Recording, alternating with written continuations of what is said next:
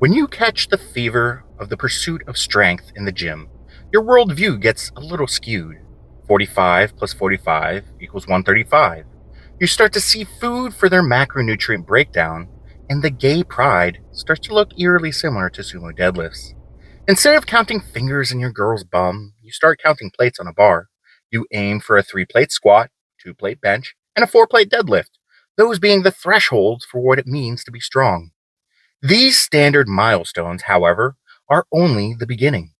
Every plate you add to the bar gets you closer to finally feeling like your dad would have been proud of you. Eventually, however, you reach a pinnacle point in your endeavors, and 1-rep maxes don't come around as often as they used to. And this is where the fun begins. Rep PRs fill the void of your dad never hugging you as a kid that maxing out used to fill, allowing yourself to climax to your own new levels of power. And this is where my day starts. Little old me, Patrick McGuire, 72-pound deadlifter, and a hair away from an 800-pound deadlift. 362.5 Checking my program, looking at a 6-plate deadlift for 3 whole reps. Knowing the feat of strength I have set before me, I knew I had to be tight with everything leading up to the big lift.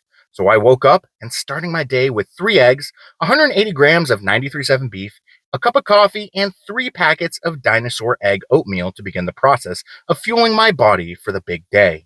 But this meal did not come without its struggles, as I had to do battle with a red-bone coonhound, Buddy, who sought to trick me into allowing him to steal my fuel with the heinous act of cuddles. I was victorious. To aid my body in digesting such a hefty meal, I captured the aforementioned foul beast and set off on an half-hour walk, braving the relentless assault of sunlight on my pale yet supple skin. And alas, we are mere moments away from the big moment.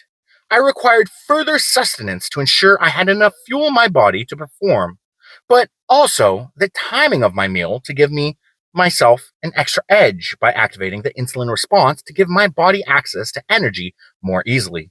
So, we ate a carb-heavy meal of 215 grams of Captain Crunch berries with 16 ounces of fat-free Fairlife milk, and we were on our way to the gym. We quickly warmed up, skipping plates as we loaded up the bar, using kilogram plates rather than pound plates to better replicate the platform conditions.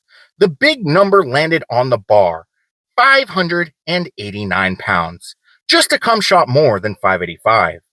I popped my mouthguard in and slapped on my lever belt, chalked up my hands, and grabbed the bar. It's time. The first rep left the floor, and I surprised myself.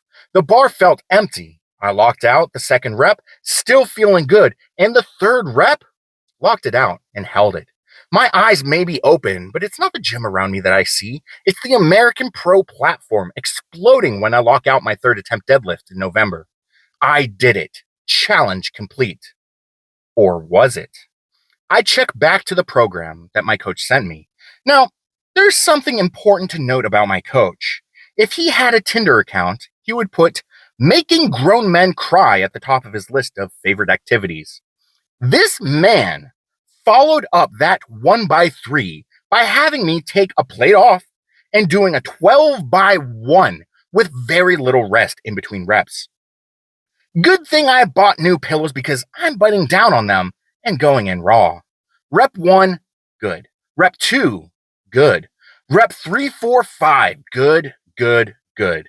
It's at this point where 2 things start to become apparent. First, my hands are thoroughly dried out from the chalk, and the knurl on the bar is starting to bite a little harder, and my grip is feeling it. That's okay, pain is temporary.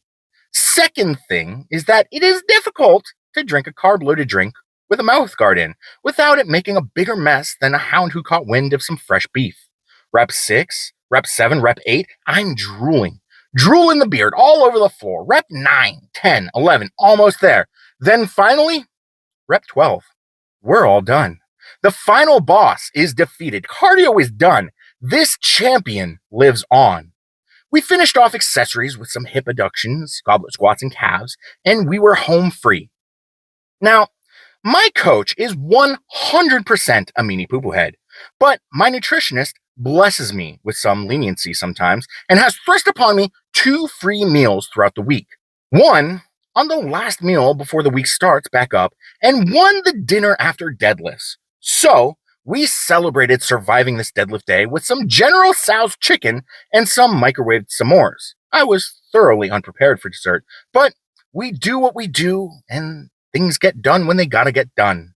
Until next time, this has been Full Primal Power, Patrick McGuire, your mom's favorite powerlifter and probably your biological father. Where's my Father's Day present, by the way? It's been like a month.